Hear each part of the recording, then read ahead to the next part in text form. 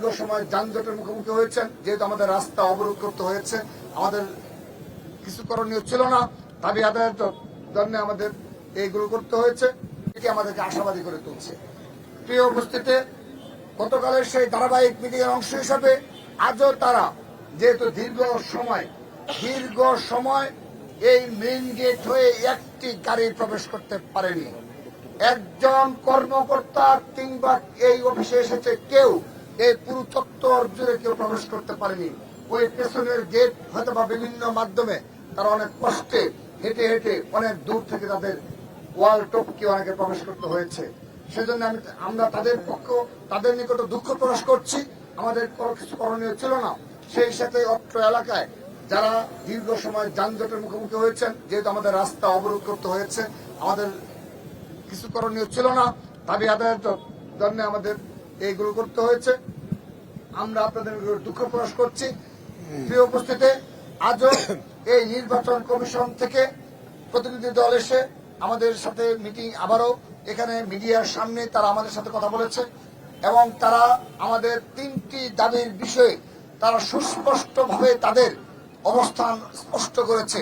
প্রথম যে দাবিটি ছিল যে পোস্টাল ব্যালট ইস্যু, তারা আমলে নিয়েছে এবং তারা কথা দিয়েছে এগুলো বহির্বিশ্বে যাই হয়েছে না কেন, কিন্তু বাংলাদেশে যে পোস্টাল ব্যালটের বিষয় রয়েছে সেগুলো তারা অবশ্যই নতুন ভাবে ছাপিয়ে Japan Bangladesh joint venture company JBS holdings limited ওই কারো প্রভাব প্রতিপত্তি ব্যতীতই তারা এই কাজ করতে সক্ষম হবে বলে তারা আমাদেরকে অবহিত করেছে। আমরা তাদের প্রতি বিশ্বাস রাখতে চাই। দ্বিতীয়ত 2 নম্বর যে আমাদের দাবি ছিল যে এখানে যারা বারবার এসে প্রভাব প্রতিপত্তিমূলক আচরণ করছে, প্রভাব বিস্তার করছে এবং সেই আপনাদের সিদ্ধান্তে প্রভাব বিস্তার করছে, এগুলো আমরা মেনে নিব না। তারা তাদের উপর আস্থা রাখতে বলেছে। তারা বলেছে ছাত্রদল শুধুমাত্র গতকাল এই প্রথম এই নির্বাচন কমিশনে এসেছে, কিন্তু অপর ছাত্র সংগঠন বারবার অবাধে এখানে প্রবেশ করেছে। কি উদ্দেশ্যে সেগুলো মিডিয়াতে আসেনি, সেগুলো আমরা জানতে পারিনি, আমরা জানতে চাইও না। কিন্তু তাদেরকে স্পষ্টভাবে তা বলেছি। আমাদের যে অভিযোগ 2 নম্বর, তারাও আমাদের আশ্বস্ত করেছে যে আর কখনো কারো কোনো রাজনৈতিক প্রভাব প্রতিপত্তি দ্বারা কোনো সিদ্ধান্তে তারা পরিচিত হবে না। আমাদের আশ্বস্ত করেছে। আমরা আশ্বস্ত হতে চাই তাদের সিদ্ধান্তে বলে দেবে আমরা আশ্বস্ত হয়েছে কিনা, আমাদের পরবর্তীতে আবারও কোন কর্মসূচি ঘোষণা করতে হবে কিনা, তাদের আচরণে সেটা বলে দেবে। প্রিয় উপস্থিতি, সেই সাথে নির্বাচন কমিশন আরেকটি বিষয় স্পষ্ট করেছে যে তারা সিদ্ধান্ত নেওয়ার আগেই, যেহেতু কোর্ট থেকে একটা সিদ্ধান্ত এসেছে, সেহেতু তারা 3 নম্বর যে সিদ্ধান্ত, সেই সিদ্ধান্ত তারা বলেছে যে যেহেতু সিদ্ধান্ত হয়ে গেছে তাহলে আর তাদের সিদ্ধান্তে নতুন করে প্রয়োজন নেই। কিন্তু সম্ভবত তাদের কথায় মনে হয়েছে যে তারা এই ধরনের সিদ্ধান্তের জন্য অপেক্ষা করছিল, হয়তোবা তারা তা না হলে হয়তোবা তারা কোনো নতুন কোনো সিদ্ধান্ত হয়তোবা তারা এখান থেকে হয়তোবা জারি করত।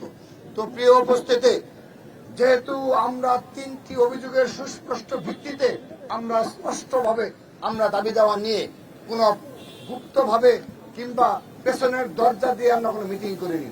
আমরা যা করেছি মিডিয়ার সম্মুখে বক্তব্য রেখে, আমরা মিডিয়াকে সাক্ষী রেখে আমরা সবকিছু করেছি।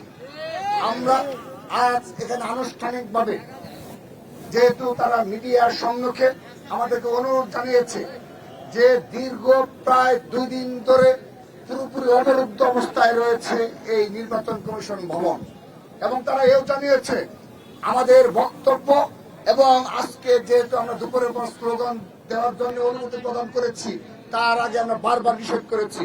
তো তারা এটিও বলেছে আমাদের স্লোগানের প্রকম্পিত ছিল এই নির্বাচন কমিশন ভবন, এবং ভিতর থেকে তারা আমাদের বক্তব্য শুনেছে এবং তারা আমাদের নেতাকর্মীদের যে প্রত্যাশা কি দাবি, পক্ষে পোস্টাল ব্যালটের বিপক্ষে যে তাদের যে একটা বিষয় ছিল, সে বিষয়ে তাদের স্লোগানগুলো তারা শুনেছে। এ বিষয়ে তারা আমাদেরকে অবহিত করেছে এবং মিডিয়ার সম্মুখে আমাদেরকে অনুরোধ জানিয়েছে যে ছাত্র দল যেন আমরা আজকের মতো কর্মসূচি এখানে স্থগিত করি।